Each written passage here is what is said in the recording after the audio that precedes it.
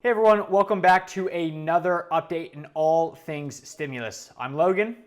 And I'm Edin. And today we are going to be covering what happened at the very end of last week and talk to you a little bit about PPP 3.5, a couple ideas of what happens if you don't actually get the money for this. There's other things that you can do as a small business, plus talk a little bit about that Get My Payment app that is now good to go. So Edin, let's start off with the real brief overview one more time of what does PPP 3.5 entail? It entails a lot more money for small businesses in terms of paycheck loans. To be exact, $310 billion worth of additional stimulus money from the federal government.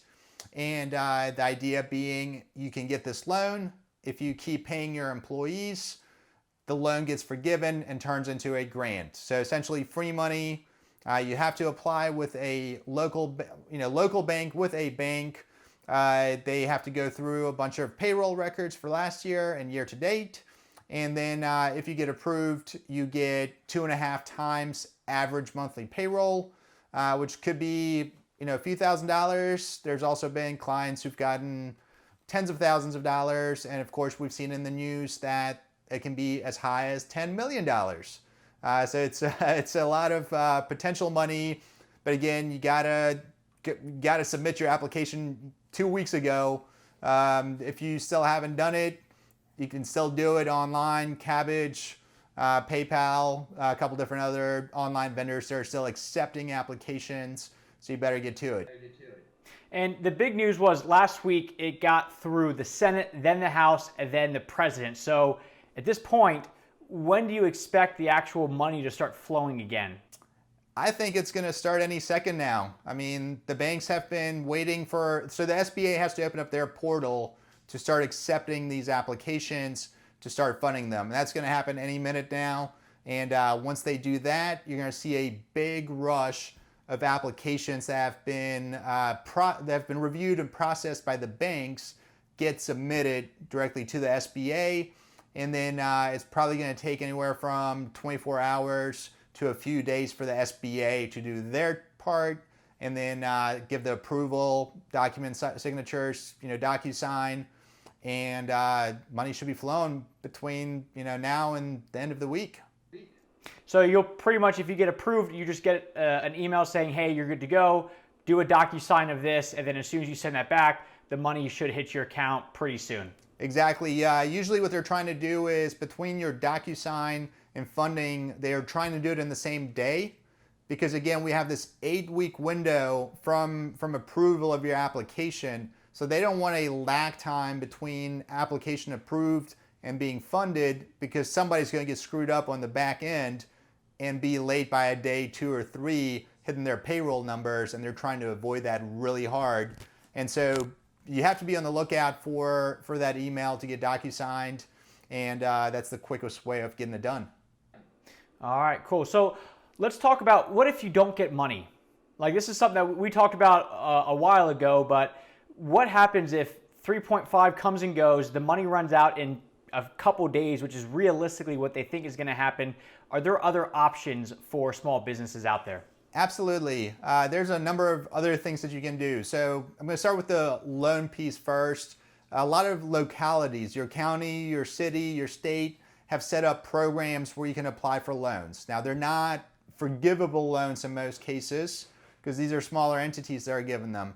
But again, if you're looking for that lifeline, if you want a loan, there's those options.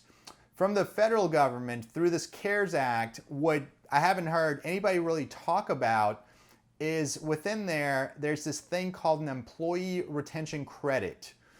And the employee retention credit allows you to continue paying people and could potentially be worth up to $5,000 per employee. So again, it could be a big sum of money. Obviously, you have to qualify for it, and there's also some math that goes into it to see how much you would get and how it all works. So is it a loan? Is it a grant? Is it a forgivable loan? I mean, what exactly does the $5,000 per employee entail? Sure. So it's none of those actually. What it is every company, when you have people on payroll, they get paid, and then you take out taxes, their withholdings, but then you as the company have also taxes to pay, unemployment tax, Social Security, Medicare. So it's a credit against those company payroll taxes, and in most instances, it's going to be up to 50% of the wages that you pay those employees. So Logan, if I pay you $1,000, I can get a credit up to $500. So what that means is the taxes on that $1,000 might only be $90 or $100, but I'm getting a $500 credit. So it's going to cover those taxes plus allow me to get about $400 on top of that, and what they call refundable. It comes back to me as an overpayment that I can then use to either continue paying you or use obviously for the rest of my operation. So the spending portion is there's no constraints on it, but getting the credit, you have to qualify. So let's talk a little bit more about that, because I want to make sure I understand this. So first off, so is it 50% of somebody's like payment? Like how do they come up with that number? Yeah, so let me back up. What happened with this is they said, okay, as of March 12th, so that's the date that we're looking at. This is when everything kind of blew up, and that's when governments started, states and the Fed started issuing stay-at-home orders. And it caused certain industries to be hit harder than others. Think about restaurants, spas, hotels. And so in those industries, people got laid off basically overnight. What they were trying to do is say, okay, if we force you to shut down, we're going to give you a credit in order to keep paying your employees. So that's one part of it. The second piece is if your revenues declined by more than 50% compared to last year. And this is on a quarterly basis, right? So first quarter 2020 compared to first quarter last year. And so if you hit one of these two qualifiers, then it's literally 50% of the wages you paid your employees. And if you're a corporation, it includes your own wages after March 12th.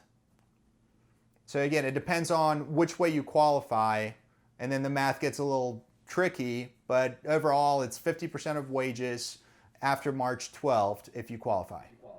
And then when you say it's a credit, but it's not a grant, I know you said that it goes against, I guess, the taxes that you pay, as like an employer, but then whatever money gets left over from that, you get to keep? Yeah, sorry. So I'm speaking too technical, right? So I'm saying it's a credit. It ends up being the same as a grant. Okay. You can think of it as a grant. It's going to land in your bank account, and the government's not going to ask for that money back. It obviously first is going to cover those payroll taxes, but then whatever's left over just comes to you as a grant. That's fantastic. So how does somebody go about getting this? So the first part is, again, you got to qualify. You got to see, do you qualify? Were you shut down by the government? If so, you automatically qualify. 2, if your revenues have declined in any quarter this year by more than 50% compared to that same quarter last year. So that it's a tough one, but I know like in the contracting world, I've talked to a couple of people and their business has dried up. So they have that revenue decline that's been very dramatic. And so now if they keep paying, if they're on payroll, they keep paying themselves, they have staff that they're paying for, they will get that credit one of two ways. Either at the end of every quarter, you have to file a Form 941. This is your payroll tax form. It's very standard. And they've added a line item for this credit saying, okay, based on all the calculations that we've done on this form, here's your credit, here's how much takes care of the taxes, and here's how much is refundable back to you. Now, the really interesting thing is there's also a different form that you can fill out to request an advance of this credit. So if you're in this boat where you know you're not getting PPP and you know that you qualify, you can fill out this form and estimate what your payroll taxes are going to be and what your wages are going to be and request this credit, and the IRS will give you this credit, pretty much direct deposit into your business account, and then you'll settle up at the end of either Q2, Q3, or even as late as at the end of the year. But you get to max out at $5,000 for per employee. Per employee, correct. So that can be pretty profitable. I mean, and I'm guessing this is assuming you don't get PPP money. Yeah, you can't do both. Both would be double dipping. There's another credit that very few have talked about. I'm not even going to bring it up. If you grab that credit as well, you can't. It would be double dipping because it's on the same wages. So again, it's a little bit more technical. It's a little bit more complicated, but it can be worth it if you don't get PPP and you are still paying people. So if you're not paying, if you've laid off your whole staff, then obviously you have no wages, no credit. But if your revenues have declined, or in the case of restaurants, for example, if you have one or two people, if you're doing takeout orders and you got your cook still working, you got to pay him, right? So now you're getting 50% of his or her wages back as a credit, again, as a little supplement if you didn't get the PPP. So it kind of depends on facts and circumstances, but it can be very helpful, and it makes sense to look into it if you're not doing the PPP. And one more time, so does it just show up automatically as a line on when you do your payroll, or how do you find out how you get this money? You want to talk to your payroll processing company, okay? Because they're the ones who typically do the 941s at the end of the quarter. So you got to communicate with them and let them know whether, if you didn't get the PPP, you can say, hey, I'm over here trying to figure out how this thing works. Can you guys help me? And they'll walk you through it. They'll do all the paperwork on the back end and get you the credit. Now the request to get it fronted, to get the money as soon as possible, they will probably not do that. So payroll companies generally play defense. They just like to check the box and push liability to the customer, and nothing wrong with that. That's normal. Just know that for that, you're gonna either have to do it yourself, or you're gonna have to work with an attorney, an accountant, somebody who knows what's going on and how to fill it out. So if to wrap that part up, if you're a small business and you qualify for this, then definitely reach out to your payroll processing company if you do not get PPP 3.5 money. Absolutely. All right, beautiful. So let's go ahead and switch from everything small business over to the actual personal stimulus check. So the IRS has updated their Get My Payment app, and it should be all done. So now, in a perfect world, ideally, everybody should know when they're actually getting paid. So, Edin, tell us a little bit about the schedule that they rolled out. Yeah, so obviously a lot of people have had this frustration of, IRS launches this app website of Check My Status. You go in, you put in all your info, and you get this beautiful error saying, oh, we have no clue. So they've done this update. Check it out now. Go back to the same website. From people I've already talked to, they've said that it works, that they are finally able to see their status. And so I think we're now at that point where they've played catch up in terms of technology. So that's, again, in terms of figuring out when your check's going to show up, when your direct deposit's going to show up. If you're definitely going to get a check, they've come up with a schedule. And they've done it in the fairest way they can think about. And it's basically in order of your adjusted gross income from lowest adjusted gross income to highest, meaning people who have the least amount of income on their tax return are going to get the checks first. And obviously they needed the most. We got to push that out to them immediately. People who are at the higher end of the phase out range. So if you remember, for singles, it was $75,000, you get the full $1,200, and then it kind of phases out until about 98. So if you're in that boat of like 75 to 98 AGI, you're not going to get a check until end of August, beginning of September. And so what we're hearing here is, sorry, I didn't mean to cut you off. We got about 4.5 months worth of checks that are going to be coming out.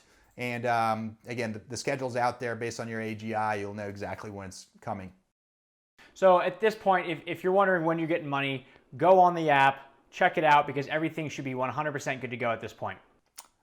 Yes, 100%. Absolutely. 100%. Yeah, that's the trend that we've been seeing here so far. So to wrap all this up, the PPP 3.5, totally good to go. Senate, House, President all signed it, all ready to rock. Applications or the SBA portal should be opening back up any second now. If for some reason, you didn't want to apply to other things, or you never got PPP 3.5, you still have these other credits that you can look into if you qualify, where you can get up to $5,000 per employee that you're paying right now, and as an actual credit or grant, as we're going to start calling it here. And then on the personal side, go check Get My Payment app, because everything should be there, and you should, not be wondering when you're actually going to get your money. So, Edin, any final parting words? Yeah, I think we've made a huge progress here over the last week and a half in terms of getting really good information and really good details from the IRS and from the government in general. So there's a ton of different programs available. Go check it out. Google it. Go to irs.gov. Get as much as you can right now, because we still don't know how long this is going to last. No, we don't. With everything opening back up, we just don't know. So everyone, thank you very much. We'll see you guys tomorrow. Take care.